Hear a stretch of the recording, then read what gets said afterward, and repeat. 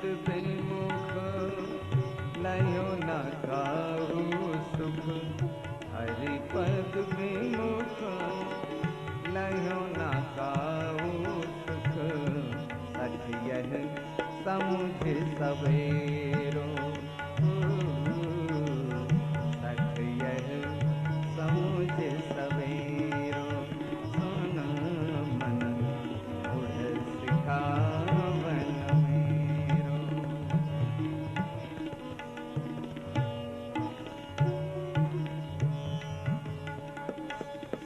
हरे कृष्णा हरे कृष्णा कृष्ण कृष्ण हरे हरे। हरे राम राम राम हरे हरे। हरे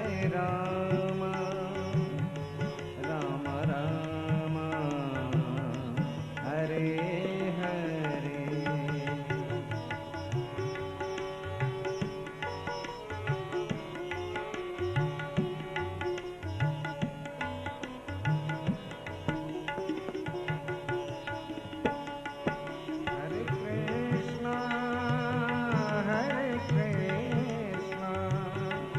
कृष्ण कृष्ण कृष्ण हरे हरे। हरे राम राम राम हरे हरे। हरे कृष्ण कृष्ण कृष्ण हरे हरे। हरे राम राम राम हरे हरे। हरे कृष्ण हरे राम हरे हरे। हरे कृष्ण हरे हरे।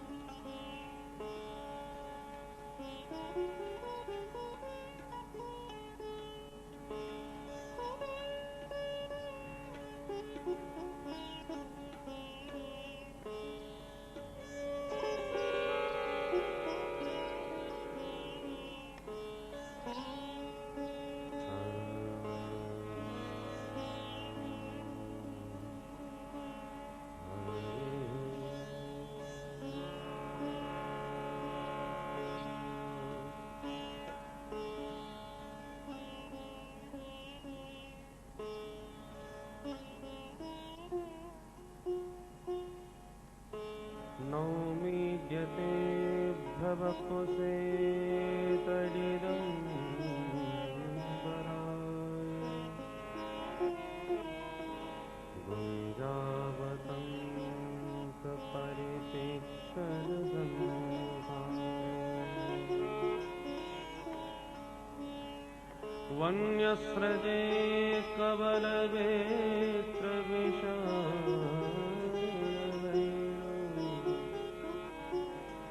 लक्ष्मश्रिये मृदुपरे पशुपालया।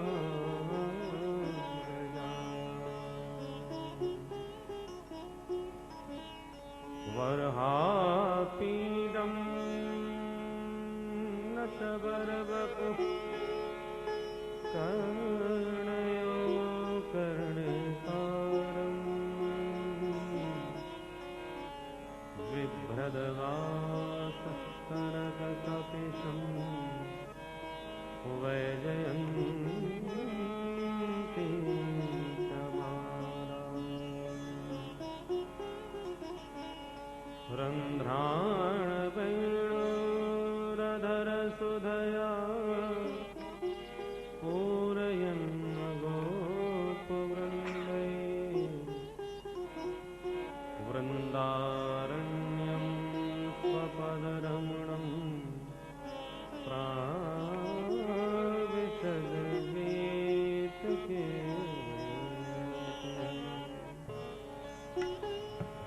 नारायणं नमस्कृत्य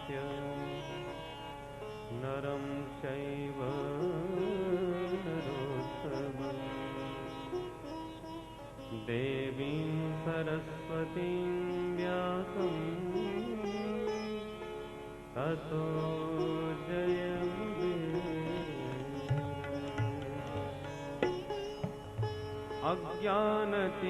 अज्ञानतिमिरान्धस्य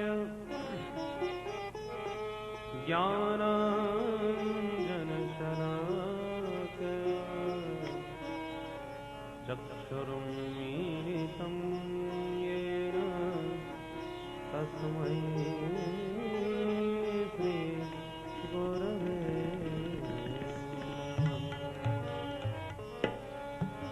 जय जय श्री राधारमण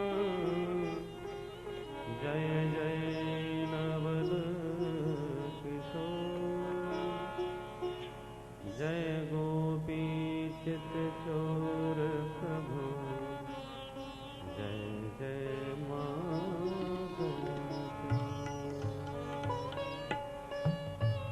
बोल वृंदावन बिहारी लाल की जय। श्रीमद् भागवत महापुराण की जय। श्री सुखदेव जी महाराज की जय। जय जय श्री राम।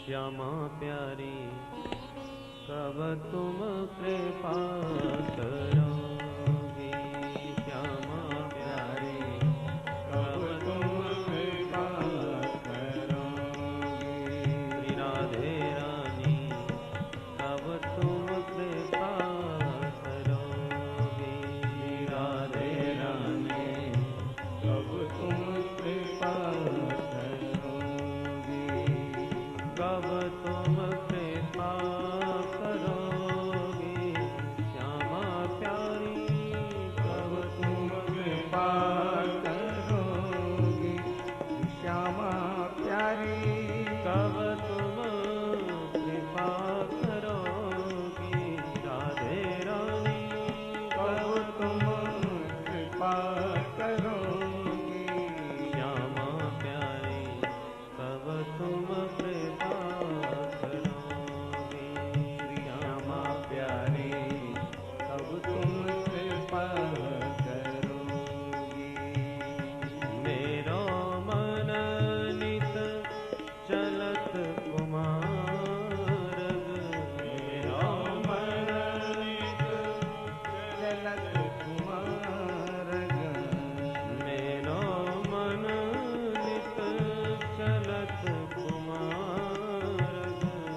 मेरो मन नित चलत कुमारग कब दुखदार हरोगी श्यामा प्यारी कब दुखदार हरोगी श्री राधे रानी कब तुम कृपा करोगी राधे रानी कब तुम कृपा करोगी अति दुर्गम भव जाल बंध्यो में अति दुर्गम भव जाल बंध्यो में अति दुर्गम भव जाल बंध्यो में अति दुर्गम भव जाल बंध्यो में निज शरण ही कब लोगी श्यामा प्यारी निज शरण ही कब लोगी श्री राधे रानी कब तुम कृपा करोगी राधे रानी कब तुम कृपा करोगी वृंदावन को आसरावनी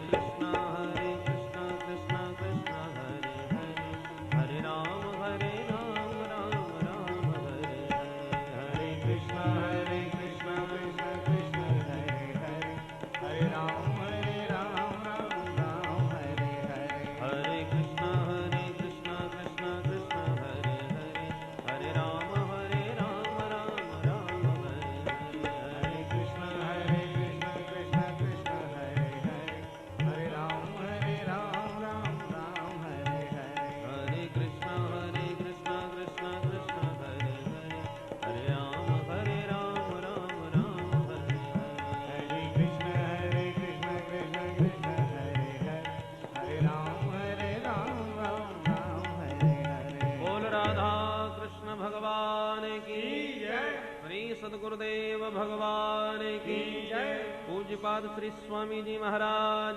की जय, जय जय श्री राधे।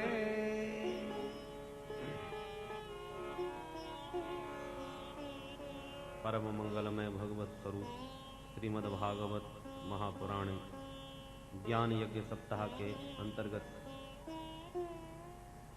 महात्म श्रवण कर रहे थे।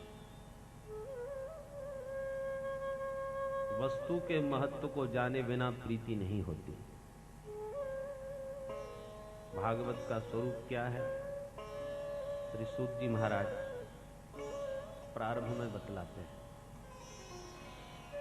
तो वह दिव्य अमृत है जिसके सामने स्वर्ग का सुधामृत भी तुच्छ है। जिस समय भगवान अपने गोलोक धाम को जाने लगे, उद्धव जी बोले, प्रभु आपके बिना हम भक्तों का क्या होगा। तो भगवान कहते हैं, मित्र मैं जा नहीं रहा, मेरा थोड़ा सा रूपांतरण हो रहा है। और जाते जाते भगवान ने अपना दिव्य प्रकाश, अपने विग्रह को प्रकाश में परिणत कर दिया। उस महाप्रकाश को कोई देख ही न सका, पर वही प्रकाश श्रीमद् भागवत में आकर के परिणित हो गया। स्वकीयम यद भवेत् तेज तच्च भागवते दधा। भगवान का वह प्रकाश पुंज ही भागवत के रूप में प्रकट हुआ है। इसलिए तेनेयम वांगमयी मूर्ति ही प्रत्यक्षावर्ततम हरे। भगवान श्री हरि की वांगमयी मूर्ति है, शब्दमयी मूर्ति श्रीमद् भागवत महापुराण है। महाराज इसे 7 दिन में सुनने की ये परंपरा कहां से प्रारंभ हुई? सूत जी कहते हैं, ऋषियों ये सर्वप्रथम सनक सनंदन सनातन सनत कुमार, इन चारों ऋषियों ने देवर्षि नारद को भागवत का सप्ताह गंगा तट हरिद्वार में सुनाया। सौनक जी हाथ जोड़ के बोले, क्षमा करें भगवान, नारद जी तो अस्थिर हैं, 2 घड़ी से ज्यादा एक जगह बैठते ही नहीं, और लड़ाई झगड़ा कराने से फुर्सत नहीं। दोनों पाठ हैं, लोक विग्रह मुक्तस्य और लोक विग्रह युक्तस्य। तो ये वैसे तो प्रपंच से बिल्कुल परे है, आश्रम भी इनका है नहीं, सर्वथा मुक्त संग। तो फिर इन्होंने अस्थिर नारद जी ने 7 दिन बैठ करके भागवत कैसे श्रवण करी? दूसरी बात, सनकादि मुनि भी परम विरक्त हमेशा घूमते रहते, एक जगह कोई आश्रम बना के नहीं रहते। नारद जी भी कहीं एक जगह स्थिर रूप से नहीं रहते। तो संयोग है कुत्र तईसह, इन दोनों विरक्त संतों का संयोग कहां हुआ, मिलना कहां हुआ? और फिर नारद जी के मन में भागवत सुनने की उत्कंठा क्यों हुई? अतः कृपा करके ये बात हमें विस्तार से बतलाए। तब सूत जी कहते हैं, ध्यान से श्रवण करें। एकदा ही विशालाया चत्वार ऋषयो मला, सत्संगार्थम समायाता तत्र सोस्तत्र नारदम। एक समय की बात, चारों भाई सनक सनंदन सनातन सनत कुमार ब्रह्मा जी के मानस पुत्र भ्रमण कर रहे थे बद्रीनाथ धाम में। काय के लिए? महात्माओं को बैठ के भजन करना चाहिए। घूमते क्यों थे? बोले सत्संगार्थम, सत्संग की इच्छा से। सत्संग का मतलब सतरूप परमात्मा का संग प्राप्त हो, भजन से मिले, ध्यान से मिले, भगवत कथा श्रवण से मिले, भगवान का स्मरण जिस साधन से हो वही सत्संग। हम संतों के सानिध्य में बैठे ये भी सत्संग, क्योंकि उनके सानिध्य में प्राय भगवत चर्चा ही चलती है। या संतों के संग में रहो वो सत्संग। बोलो जय श्री कृष्ण। और संत के संग में रहने का मतलब ये नहीं कि महाराज जी के हम आगे पीछे साथ साथ घूम रहे हैं तो हमने संग पा लिया, ये तो शारीरिक संग हुआ। संत यदि ध्यान में बैठे हैं तो आप भी ध्यान में उनके साथ बैठिए। संत बिहारी जी का चरण कर स्मरण कर रहे हैं और आप दुकान का स्मरण कर रहे हैं तो संग कहां रहा? आप कहीं हैं वो कहीं हैं। तो केवल तन से ही नहीं, उनका जहां जहां जैसा जैसा चिंतन है वैसा ही चिंतन आपका भी चले, वैसा ही साधन आपके द्वारा बने, तो संत का सच्चा संग हुआ और वही सच्चा सत्संग है। और चारों भाइयों का तो जीवन ही सत्संग है। जब कोई वस्तु व्यसन बन जाती है तो व्यक्ति फिर उसके बिना रह नहीं सकता। भगवान की कथा भी सनकादियों का व्यसन है। कथा मात्रई का जीवन है, भगवान की कथा ही इनका जीवन है। जैसे 12 बज गए और चाय नहीं मिली तो सिर फटने लगता है, तो हमारा जीवन का संग हो गया है, हमारा जीवन का अंग हो गया है वो प्याला चाय का। तो किसी ने अपना जीवन चाय के प्याले में कैद किया, किसी ने पुड़िया में, किसी ने बोतल में, परंतु सनकादियों का जीवन है कथा मात्रई का जीवन है। भगवान की कथा ही इनका जीवन है, उसके बिना रह नहीं सकते। भजन पूजन तो एकांत में हो सकता है, पर सत्संग एकांत में नहीं होता, उसके लिए किसी की अपेक्षा है, कोई आवे भगवत चर्चा सुनावे। तो चारों भाई इसीलिए घुमा करते हैं, कोई संत मिल जाए भगवत चर्चा सुनाने वाला, प्रयास तो यही करते हैं बढ़िया कथा सुनने को मिले। यदि नहीं मिलता तो फिर चारों में से एक वक्ता बन जाता है, 3 श्रोता बन जाते हैं और घर का सत्संग प्रारंभ। पर भगवत चर्चा के बिना, कथा के बिना कोई दिन नहीं जा सकता। ऐसे महापुरुष हरिश शरणम एवं ही नित्यम ऐसा मुखे बचा। हरिश शरणम 24 घंटे इनके मुख से ये उच्चारण होता रहता है, इसलिए कभी बुढ़ापा तो इनको आता ही नहीं। पंचहायन संयुक्ता पूर्वे सामपि पूर्वजः। 5 वर्ष के बालक बन के ही विचरण करते हैं, जबकि हैं पूर्वजों के भी पूर्वज, जिनकी एक भ्रकुटी टेढ़ी करने पर बैकुंठ के पार्षद भी नीचे गिर पड़े। जय विजय और को शाप दे करके इन्होंने ही धराशायी किया। तो ऐसे प्रतिभा संपन्न पर 5 वर्ष के बालक। आज जब चारों भाइयों ने दूर से नारद जी को देखा तो महान आश्चर्य में, पहले तो खुशी हुई कि नारद जैसे संत मिले, बढ़िया कथा सुनने को मिलेगी, पर निकटता से जब देखा तो नारद जी की शकल पे 12 बज रहे, बड़े उदास, बड़े परेशान। चारों भाई आश्चर्यचकित हो गए कि नारद भैया दूसरों को चक्कर में डालने वाले आज स्वयं किसके चक्कर में पड़ गए, कैसे मुंह लटकाए घूम रहे। निकट आने पर भी नारद जी ने नहीं देखा, नारद जी तो अपनी चिंता में डूबे चले जा रहे थे। सनकादियों ने निकट आकर के जब नारद जी को भली भांत देखा कि नारद जी अभी भी हमको नहीं देख पा रहे, और व्यक्ति तो हर व्यक्ति की चाल और चेहरा ही बता देता है ये कितना प्रसन्न है या कितना परेशान है।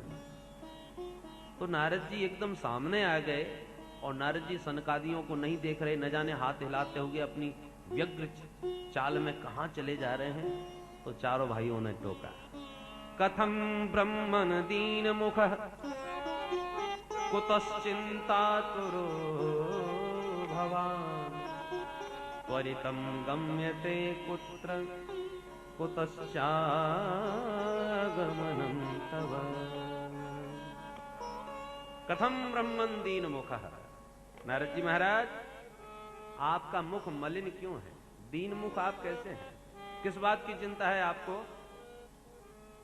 ये दौड़ दौड़ के कहां जा रहे हो और इस समय आपका आगमन कहां से हो रहा है।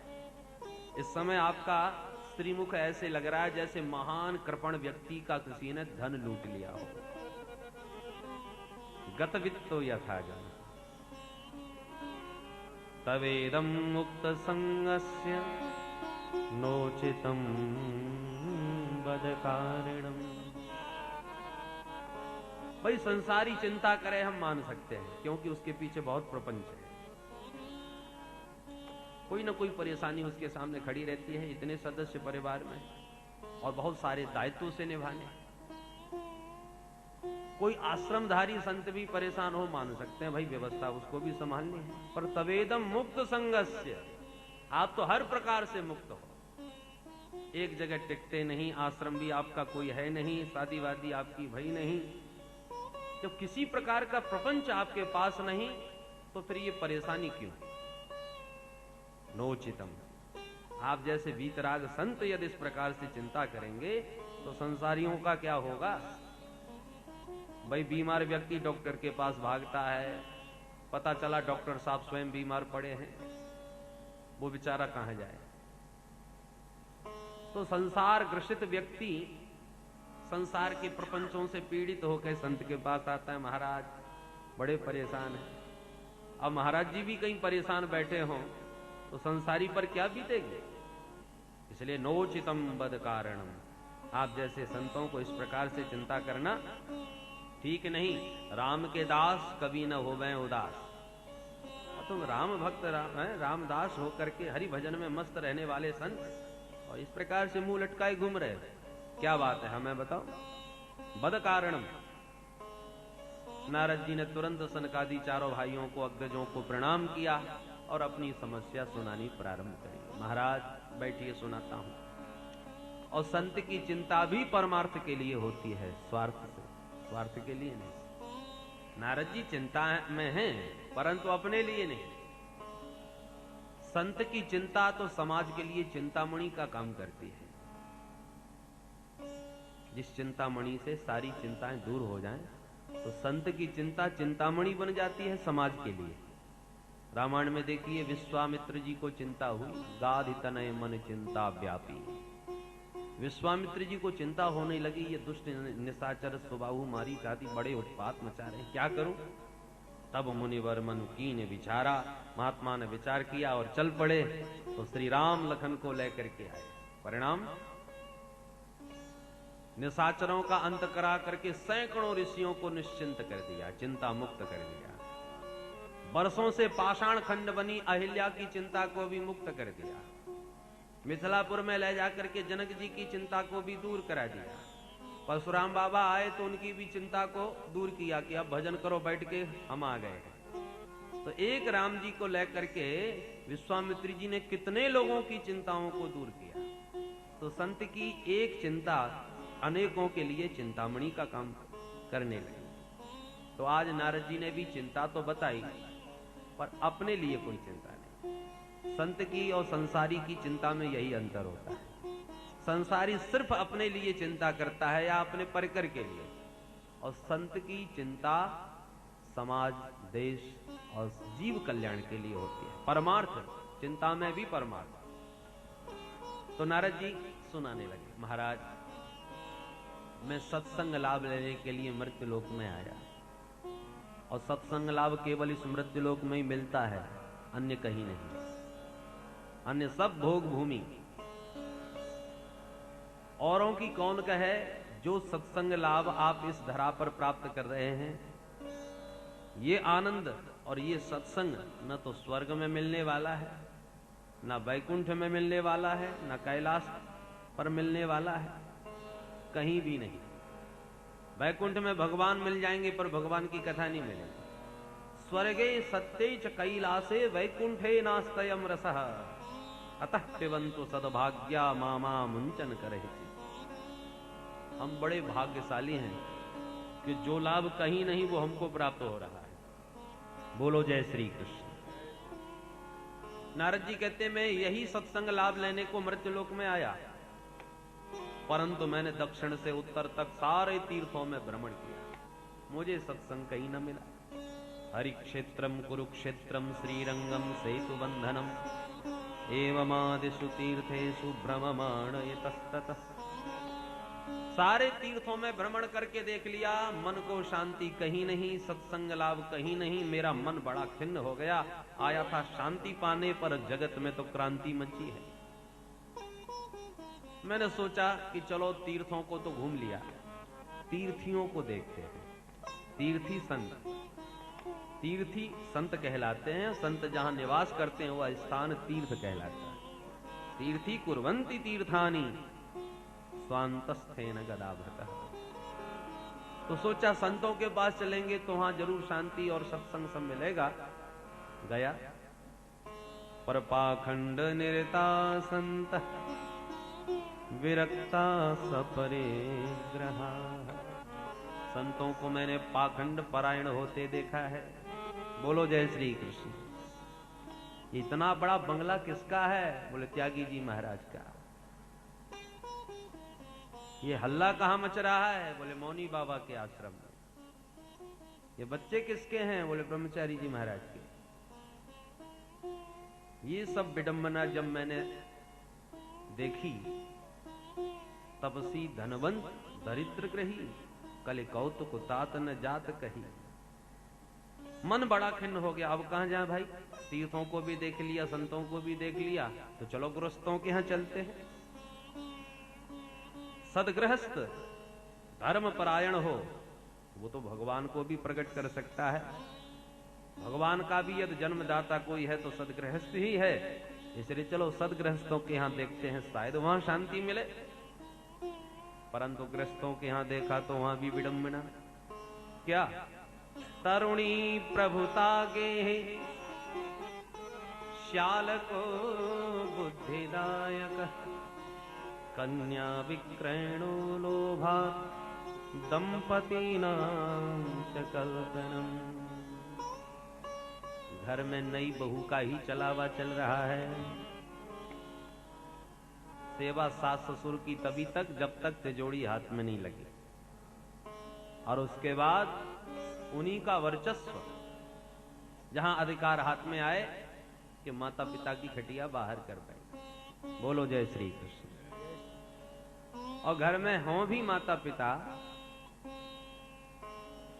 तो उनसे कोई बात पूछने वाला नहीं। वार्ताम प्रचिति कोपी न गे है। कोई आयोजन करना है, कोई कार्य करना है, परामर्श की बहुत आवश्यकता है। इसमें निर्णय नहीं ले पा रहे कि क्या से करें, क्या करें, तो परामर्श के लिए ससुराल से साले साहब को बुला लिया जाता है। वो परामर्शदाता है। श्यालको बुद्धिदायक है। लोभ इतना बढ़ा हुआ है कि बेटा बेटियों का भी क्रय विक्रय हो रहा है। कन्या का भी विक्रय करते संकोच नहीं। कन्या विक्रयणो लोभात्, लोभ के अधीन होकर के। पति पत्नी में ही कलह मचा हुआ है, अन्य संबंधों का तो कहना ही क्या। दंपति नाम च कलकनम एवं पश्यन करेर दोषान परटी नवनीमहम।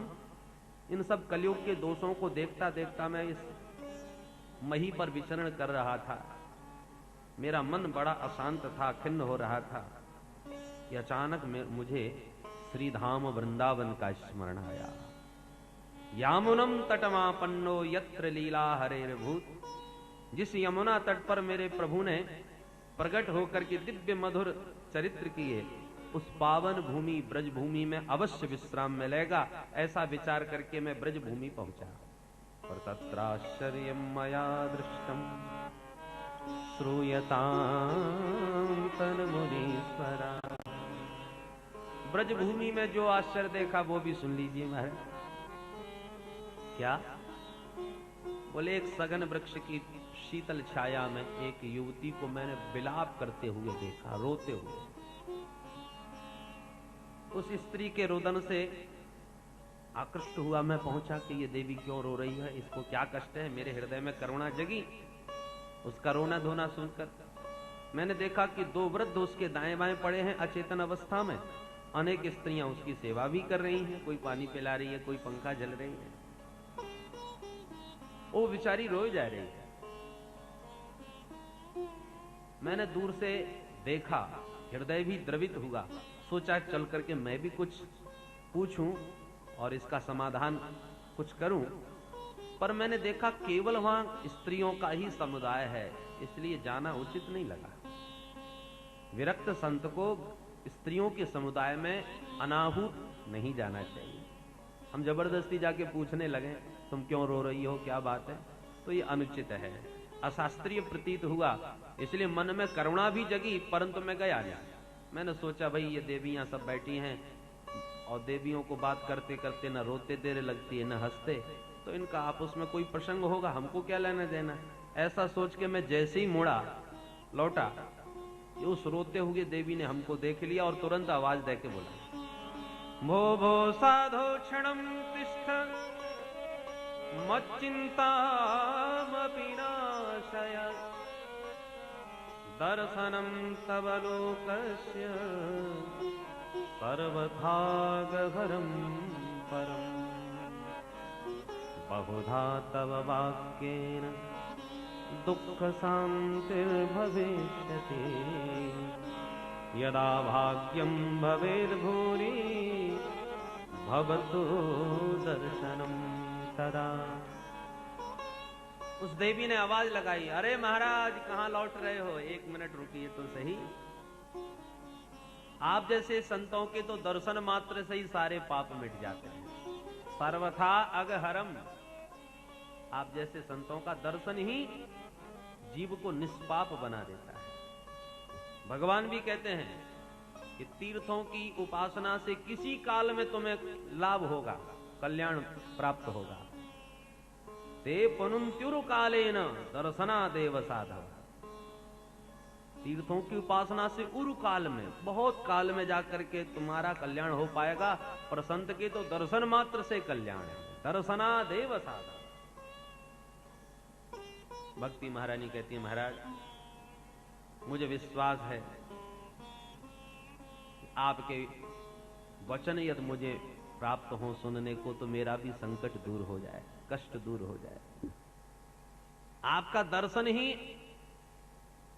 पुण्यों के प्रताप से ही प्राप्त हो सकता है। यदा भाग्यम भवेद भूरि, जन्म जन्मांतरों के भाग्य उदय होवे भवतो दर्शनम तदा, तब आप जैसे विरक्त संतों का दर्शन प्राप्त होता है। बिनु हरि कृपा मिले ही नहीं संता, हरि कृपा से ही संत दर्शन मिलता है। नारद जी कहते हैं, महाराज जब उसने हमको बुलाया, हमको लगा कि अब जाने में कोई दोष नहीं है, हम पहुंच गए। मैंने जाके पूछा, काशित्वम, देवी जी आप कौन हैं? का विमऊ, ये दोनों बुढ़े कौन हैं? का इमा, ये जो देवियां तुम्हारी सेवा कर रही हैं ये सब कौन है? काशित्वम का विमऊ चेमा नार्यः का पद्मलोचना वद देवी सविस्तारम स्वस्य दुःखस्य कारणम। तुम्हें किस बात का दुख है, हमें विस्तार से बताओ, भगवान ने चाहा तो सब मंगल होगा।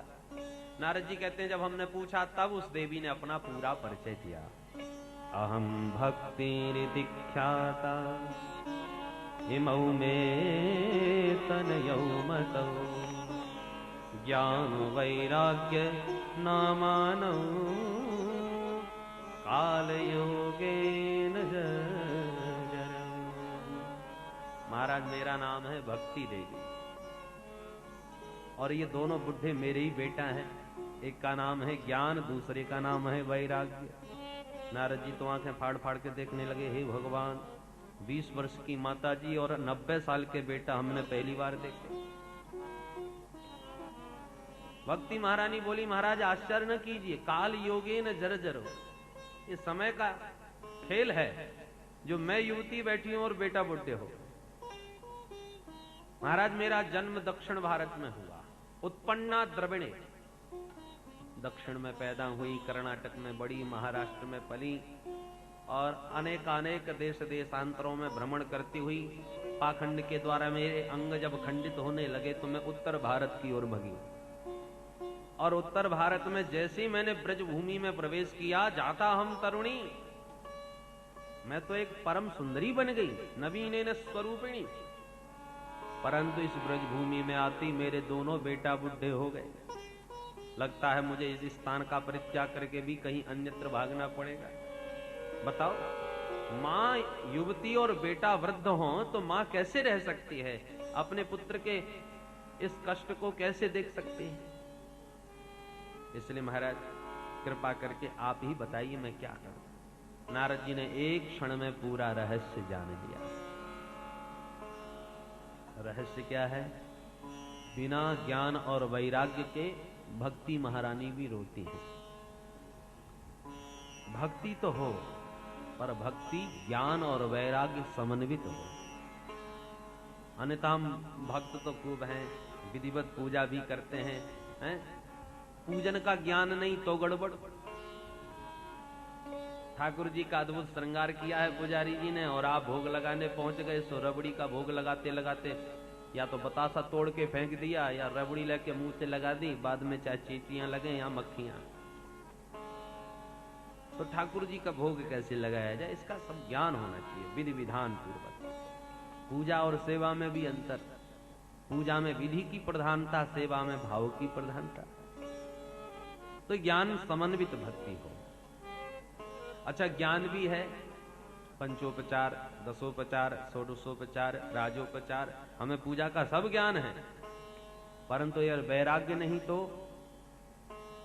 तो भी भक्ति की विडंबना। हम समय पर जागते हैं, हमको पूजा में 2 घंटे लगते हैं, विधि विधान से हमें पूजा का ज्ञान है, कर भी रहे, और एक दिन विलंब हो गया तो पूजा भी करते जा रहे हैं, घड़ी भी देखते जा रहे हैं, क्योंकि मन कहीं भाग रहा है।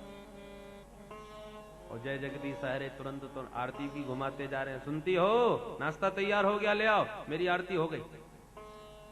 अब बीच बीच में आवाज भी लगाते जा रहे हैं, घड़ी भी देखते जा रहे हैं, आरती भी घुमाते जा रहे हैं, तो चित्त व्यग्र है, मन कहीं है और कर कुछ रहे। तो वैराग्य भी होना चाहिए।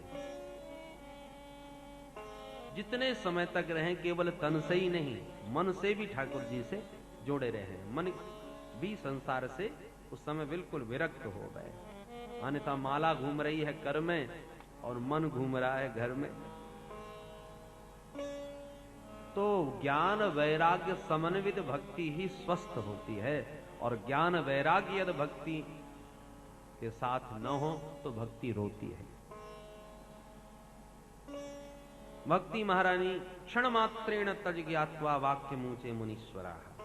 एक क्षण में नारद जी सारी बात समझ गए और हाथ जोड़ के बोले, देवी शृणुस्वावहिता वाले युगोऽयं दारुणस्तले तेन लुप्तः सदाचारो योगमार्गस्तपान्ति च। देवी, अब घोर कलयुग आ गया है, जहां सदाचार लुप्त होता चला जा रहा है। इस घोर कलिकाल में मैं तो कहता हूं धन्य है ये ब्रजभूमि, जहां पर आज भी तुम्हारा आदर तो है। वृंदावनस्य संयोगात् पुनस्त्वं तरुणी नवा धन्यं वृंदावनं तेन भक्तिर्नश्यति यत्र च। धन्य है ये ब्रज वृंदावन, जहां पर तुम युवती बन के आज भी नृत्य कर रही हो, तुम्हारा सम्मान है। पर बेचारे इन ज्ञान वैराग्य को इस ब्रज में कोई पूछने वाला नहीं है। अत्रेमऊ ग्राहका अभावा न जरामपि मुंचित। इसलिए बेचारे बुढ़े हो गए, अपने स्वरूप में तो स्थित हैं, पर शरीर से देखने में वृद्ध जर्जरित मालूम पड़ते हैं, क्योंकि इनको यहां कोई पूछ नहीं रहा। पर आप चिंता न कीजिए, मैं इनको स्वस्थ करूंगा। इस कलयुग के दोष के कारण ये सब दुर्गति हो रही है। भक्ति महारानी ने कहा, ये कलयुग इतना बुरा है, तो परीक्षित ने इसको आश्रय क्यों दिया? और परीक्षित ने आश्रय दे भी दिया, तो इसके दुराचरणों को फिर भगवान क्यों देखते हैं? भगवान इसे दंड क्यों नहीं देते? नारद जी कहते हैं, देवी जब भगवान अपनी लीला संवरण करके स्वधाम गए, तब से ही कलयुग ने अपने पैर जमा लिए। महाराज परीक्षित ने तो मार दिया होता, परंतु क्या करें, दीनवत शरणंगत। दीन होकर के महाराज परीक्षित की शरण को इसने ग्रहण किया और महाराज परीक्षित तो सारग्राही हैं, उन्होंने इसके गुण को देख लिया और इसका गुण उन्हें भा गया कि भगवत प्राप्ति के मार्ग अनेक हैं, पर भगवन नाम संकीर्तन से भगवत प्राप्ति हो, इससे सरल कोई दूसरा मार्ग है ही नहीं। यत् फलम नास्ति तपसा न योगेन समाधिना तत्फलम लभते सम्यक् कलौ केशव कीर्तनात्। अन्य योगों में जो फल दान देने से, यज्ञ करने से, तपस्या से प्राप्त होता था, वही फल कलयुग में केवल हरिनाम संकीर्तन से प्रारंभ हो जाता है, प्राप्त हो जाता है। नारायण नारायण नारायण श्रीमन्नारायण नारायण नारायण भजमन नारायण नारायण नारायण भजमन नारायण नारायण नारायण लक्ष्मी नारायण नारायण नारायण लक्ष्मी नारायण नारायण नारायण बद्री नारायण नारायण नारायण बद्री नारायण नारायण नारायण राम नारायण नारायण नारायण नारायण नारायण नारायण राम नारायण नारायण नारायण नारायण नारायण कृष्ण नारायण नारायण नारायण कृष्ण नारायण नारायण नारायण यज्ञ नारायण नारायण नारायण यज्ञ नारायण नारायण नारायण सत्य नारायण नारायण नारायण सत्य नारायण नारायण नारायण श्रीमन्नारायण नारायण नारायण श्रीमन्नारायण नारायण नारायण भजमन नारायण नारायण नारायण भजमन नारायण नारायण नारायण कलौ केशव कीर्तना। हरिनाम संकीर्तन से वही फल मिलता है जो अन्य युगों में बहुत तपस्या करने से, यज्ञ करने से प्राप्त होता है। जिह्वा हमारे वश में है। भगवान नाम भी अति सुलभ और तथापि नरकम यान्ति। फिर भी हम नरक में जाएं तो भगवान ने तो कृपा करने में कोई कसर नहीं छोड़ी, हमने ही अपने ऊपर कृपा नहीं करी। भगवत कृपा हुई, गुरु कृपा हुई, संत कृपा हुई, शास्त्र कृपा हुई, पर आत्म कृपा नहीं हो पाई। बोलो जय श्री कृष्ण।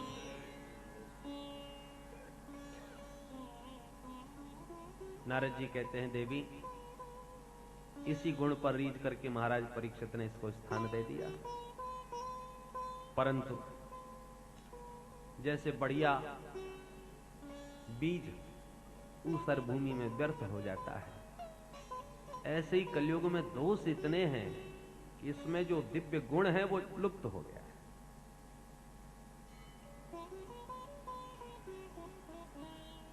जो भागवत की कथा परमार्थ के लिए, स्वरूप में स्थित करने के लिए थी, वो भागवत की कथा होती तो बहुत है घर घर में, जन जन में, पर कण लोग हैं, उसमें द्रव्य की प्रधानता हो गई। कण लोभ से, धन लोभ से होती है। विप्रेण भागवती वार्ता गेहे गेहे जने जने कारिता कण लोभेन कथा सारस ततो गता। इसलिए कथा का भी सार लुप्त होता चला जा रहा है।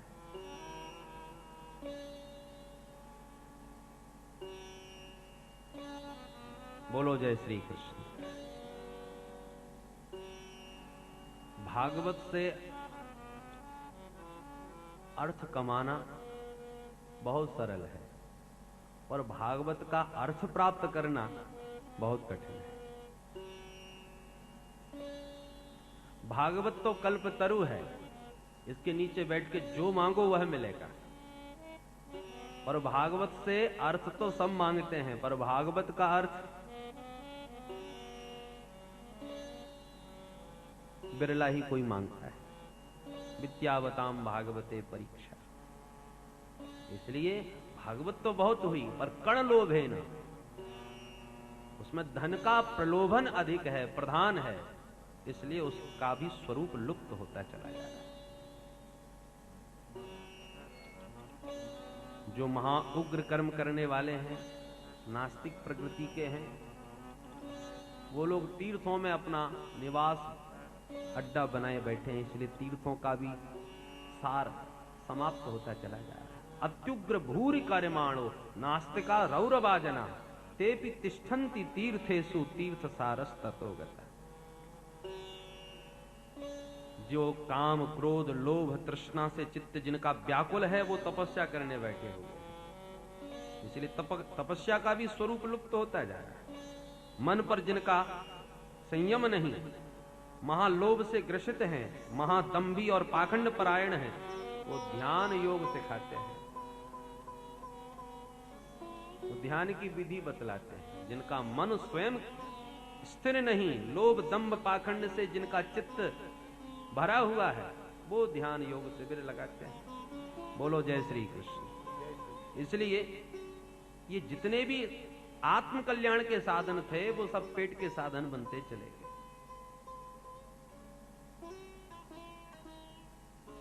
परंतु ये युग धर्म है, कलयुग का स्वरूप ऐसा है, कलयुग का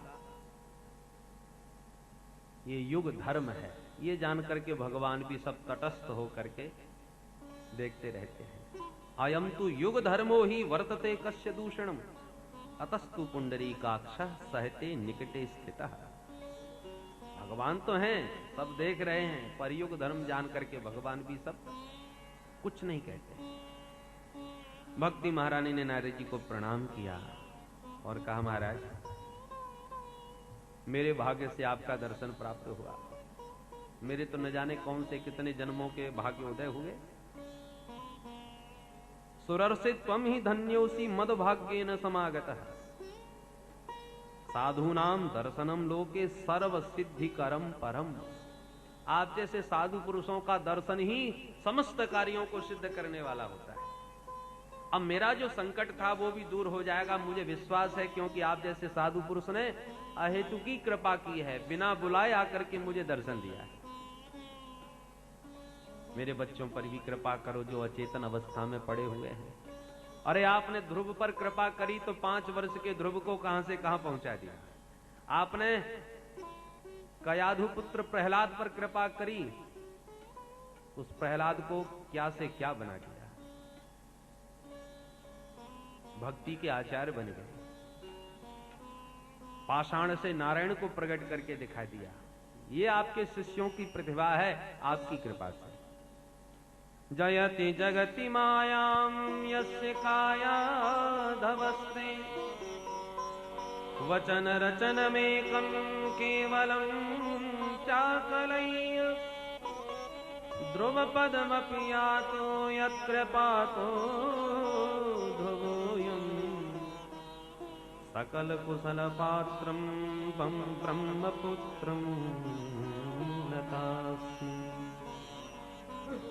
नारद जी को प्रणाम करते हुए भक्ति महारानी ने स्तुति करी, आपकी जय हो नारद जी। जैसे आपने प्रहलाद और ध्रुव पर कृपा करके उनको महान बना दिया, आज मेरे बच्चों पर भी कृपा करो महाराज। नारद जी ने देखा भक्ति महारानी अत्यंत दुखित हो रही है, समाधान आश्वासन दिया।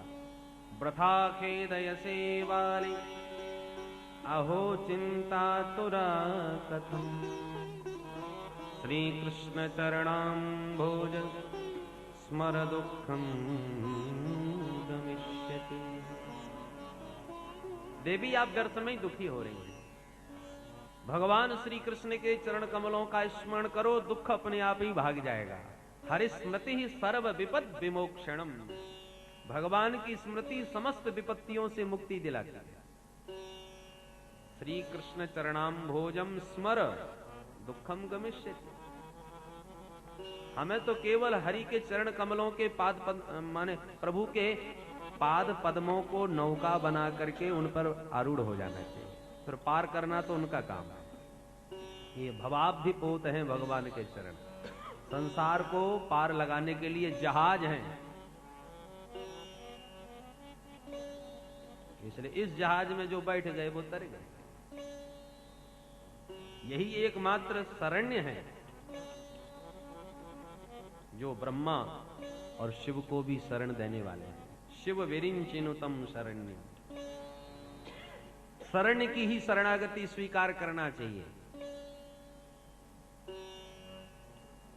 शरण्य किसे कहते हैं?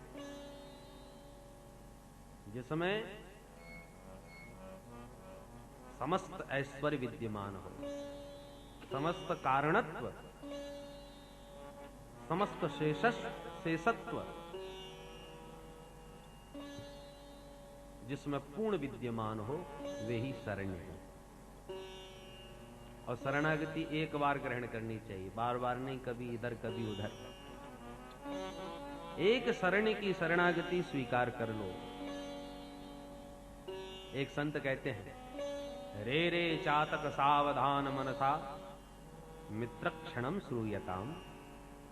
अंबोधा बहवो वसंती गगने सर्वेपि नैतादृशाः। केचित वृष्टिभिरार्द्रयन्ति वसुधाम गर्जन्ति केचित वृथा। यम यम पश्यति तस्य तस्य पुरतो मा ब्रूहि दीनम वचः। मेघमंडल गड़गड़ाए के चातक ने रट लगाई, पीयू पीयू। तो एक संत कहते हैं कि तू हर किसी मेघ के सामने पीयू पीयू क्यों चिल्लाता है? सब पानी देने वाले नहीं होते। रे रे चातक सावधान मनसा मित्र क्षणम श्रूयताम। चातक, यार मेरी बात को ध्यान से सुन। अंबोधा बहवो बसंती गगने। आकाश में कई प्रकार के जलधर होते हैं। सर्वेपि नैतादृशा, सब एक से नहीं होते। केचित वृष्टि भी रार्द्रयन्ति वसुधाम। कुछ मेघ इतने बरसते हैं कि परिप्लावित कर देते हैं वसुंधरा को अपने पावन जल से। पर गर्जन्ति केचित वृथा, कुछ लोग फालतू में ही गर्जना करते रहते हैं। इसलिए यम यम पश्यति तस्य तस्य पुरतो मा ब्रूहि दीनम वचः। जो मेघ मिले उसी के सामने पीयू पीयू चिल्लाने से कोई फायदा नहीं। जो जलधर जल दे सके ऐसे जलधर की शरण ग्रहण कर लो। सबके पीछे तुम्हें शरणम कहने से काम नहीं करेगा। शरणागति एक की। वेदांत श्रवण के लिए तो खूब कहा कि बार बार श्रवण करो। कैसे? जैसे बार बार, एक बार धान कूटने से चावल नहीं निकलते, बार बार कूटते जाओ। यावत तंदुल निष्पत्तिर न स्यात्। जब तक चावल ना निकल जाए कूटते जाओ, बार बार कूटोगे तब चावल निकलेंगे। तो जब तक ब्रह्म का अपरोक्ष साक्षात्कार न हो जाए तब तक बार बार वेदांत श्रवण करो। पर शरणागति तो एक बार ही, एक की एक बार शरणागति। जो शरण्य हो, राम जी महाराज शरण्य हैं तो विभीषण की शरणागति सार्थक हो गई। पर राम जी ने समुद्र की शरण ली। समुद्रम शरणं गतः। बैठे रहे, नहीं माना, मार्ग नहीं दिया, कोप किया तो गिड़गड़ा के आ गया। तो राम जी की शरणागति व्यर्थ हो गई। तो राम जी ने समुद्र की शरणागति ली तो व्यर्थ हुई, क्योंकि वो शरण्य नहीं था। और विभीषण ने राम जी की शरणागति ली तो सार्थक हो गई, क्योंकि राम जी शरण्य हैं। सर्वेश्वरत्व भी है और सुलभत्व भी है। सर्वेश्वर बहुत हैं और सुलभ न हो तो किस मतलब की? पर राम जी सर्वेश्वर होकर के भी परम सुलभ भी है।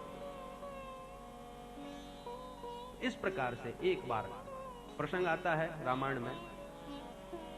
मेघनाथ ने ब्रह्मास्त्र में हनुमंतलाल जी को बांध दिया, ब्रह्मास्त्र चलाया। तो हनुमंत लाल जी को भी स्वीकार करना पड़ा, भाई ब्रह्मास्त्र का आदर नहीं करूंगा तो बहुत बड़ी हानि होगी। स्वीकार कर लिया, बंध गए। पर ब्रह्मास्त्र दिव्य अस्त्र है जिसमें बंधे श्री हनुमंत लाल जी। तो निश्चिंत होकर के युद्ध के बाद विश्राम करने लगा मेघनाथ। नटखट बंदर बड़ी मुश्किल से बंधन में आया है, हार गया हूं और थोड़ा सा विश्राम कर लूं। जहां उसने विश्राम किया तो निशाचरों ने देखा ये बड़ा खतरनाक बंदर है, ऐसा ना हो कि छूट करके भाग जाए, फिर कोई उत्पात मचावे, इसलिए इस थोड़े से बंधन से काम नहीं चलेगा, मोटी मोटी सांकरें मंगाओ। तो लोहे की बड़ी बड़ी जंजीरों को ला करके और बांधना प्रारंभ कर दिया हनुमंत लाल जी ने। और जैसे ही जंजीरों को बांधा, मेघनाथ ने कहा अरे ये क्या कर दिया, क्योंकि ब्रह्मास्त्र दूसरा बंधन स्वीकार नहीं करता। ब्रह्मास्त्र में बंधे हैं, अब उसके ऊपर दूसरा बंधन बांधना चालू किया तो इसका मतलब ब्रह्मास्त्र पर विश्वास नहीं। तो जहां ब्रह्मास्त्र के ऊपर दूसरा बंधन बांधा सांकरों का, जंजीरों का, तो ये हनुमंत लाल जी ने तोड़ करके अपने को मुक्त कर दिया। बोलो जय श्री कृष्ण। पहले तो बंधन स्वीकार किया ब्रह्मास्त्र का, जब दूसरे बंधन बांध दिए तो उनको तोड़ने में अब कोई संकोच नहीं, क्यों ब्रह्मास्त्र पर दूसरा अस्त्र का वो प्रभाव स्वीकार नहीं करता, वो स्वयं अपने में दिव्यास्त्र है। उसी प्रकार शरणागति एक बार, फिर दूसरे की शरणागति स्वीकार नहीं। बोलो जय श्री कृष्ण।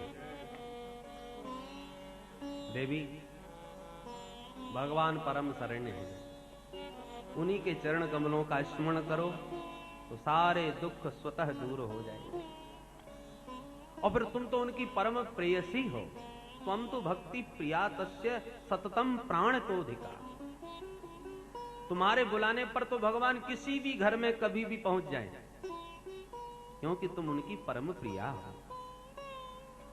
अन्य युगों में तो आप बड़ी प्रसन्न रही, परंतु अब घोर कलयुग आ गया है।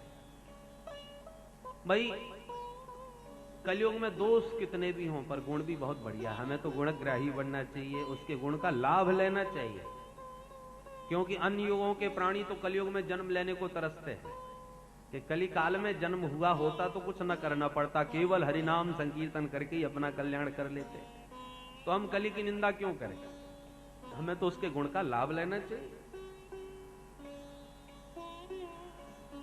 देवी आप विश्वास कीजिए, यदि मैंने ज्ञान वैराग्य को स्वस्थ नहीं कर दिया तो मैं भगवान का भक्त न कहलाऊं, ये मेरी प्रतिज्ञा है। तदा न हम हरेर दासो लोके त्वाम न प्रवर्तये। भक्ति महारानी प्रसन्न हो गई, नारद जी जल्दी से कुछ प्रयास कीजिए।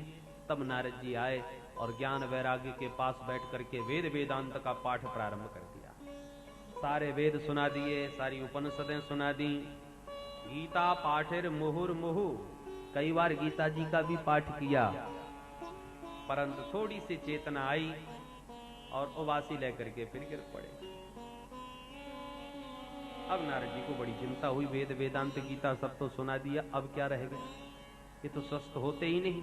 जैसी नारद जी को चिंता हुई उसी क्षण आकाशवाणी ने आदेश दिया, नारद जी चिंता न कीजिए, आप उद्यम कीजिए, आपका उद्यम सफल होगा, ये सत्कर्म से स्वस्थ होंगे। और सत्कर्म क्या है ये कोई संत तुम्हें समझाएगा। अब नारद जी विचार करने लगे, हमने इतना जो वेद वेदांत सुनाया, क्या ये सत्कर्म नहीं था? यदि ये सत्कर्म नहीं है तो सत्कर्म का स्वरूप क्या है? और कोई संत समझाएगा तो संत तो संसार में सैकड़ों हैं, अब मैं किस किस के पास जाऊं? आकाशवाणी ने संत का स्पष्ट नाम तो नहीं लिया कि अमुक संत समझाएंगे। इसलिए अब नारद जी ने भक्ति मां को प्रणाम किया और चल पड़े सत्कर्म की खोज करने। जो भी महात्मा मिलता है उसी को प्रणाम। महाराज कृपा करके ये बताओ सत्कर्म कैसे कहते हैं?